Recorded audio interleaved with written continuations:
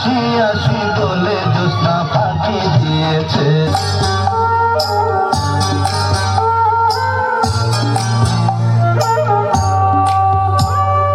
পড়ে না চোখের পলক কি তোমার রূপের ঝলক, পড়ে না চোখের পলক কি তোমার রূপের ঝলক।